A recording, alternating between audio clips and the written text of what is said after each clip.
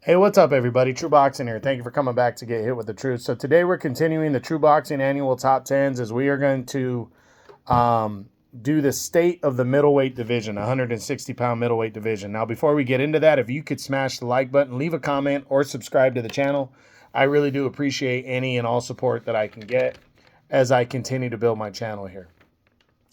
So 160 in 2024 got a shot in the arm.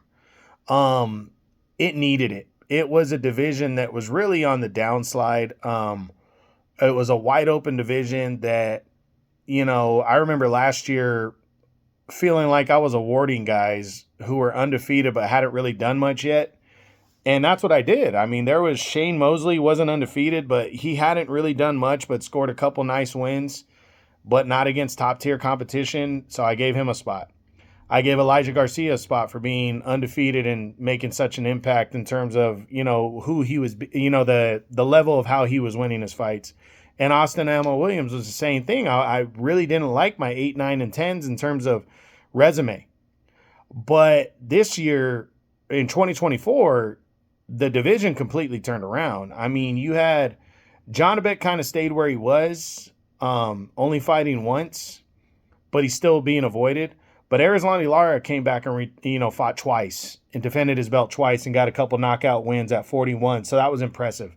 And then Hamza Shiraz was the biggest gift and surprise because he destroys Liam Williams. He beats Austin Ammo Williams, a fellow undefeated middleweight, on a major card, on the 5 versus 5 card for Riyadh season, and then destroys Tyler Denny on another Riyadh season card. I mean, this guy's exposure was just monstrous, and he is a monster, and he just ran through everybody.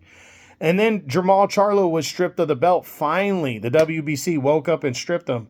And Carlos Adames, at least, even though he only fights once a year, he still fights, not like Charlo. So that was a big push. Chris Eubank returned towards the end of the year to kind of keep himself a player and people on everybody's mind. You had Shane Mosley defeated Daniel Jacobs at 168 to legitimize himself as a top 10 guy.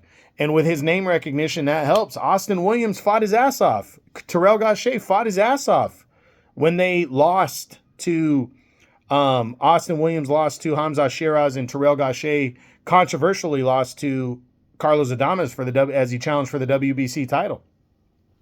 Denzel Bentley scored a couple major knockout wins over Danny Dignam and Brad Pauls to make himself a serious player, to put him back at number one in the WBO, to where he could be getting a title shot. And then Kyrone Davis surprised everybody and upset Elijah Garcia to make himself a player. So this division really turned over. Is there a ton of big stars? No, but sitting at the very top is a guy that has the opportunity to turn this division into a big division again. And that is Hamza Shiraz. He is the biggest shot in the arm. He is a star on the rise. He went from unranked to number 3 in this division. 25 years old, 21-0, 17 knockouts. He stands at 6'3". This dude is a beast.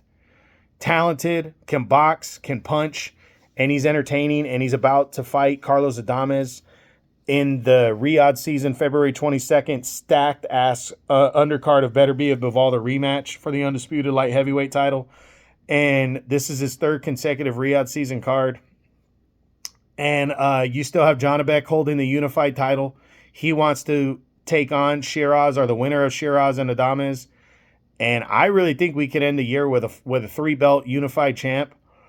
And maybe even Erislandy Lara sitting there contemplating fighting the winner, or fighting that 3-belt champ to become undisputed early in 2026. So this is just a division that has turned over for the better in 2024. Part of the reason was because of Riyadh season, and Riyadh season is going to keep this card alive, as again, Turkey Al-Sheikh and Riyadh season, they supremely support Hamza Shiraz as one of their as a player on the rise.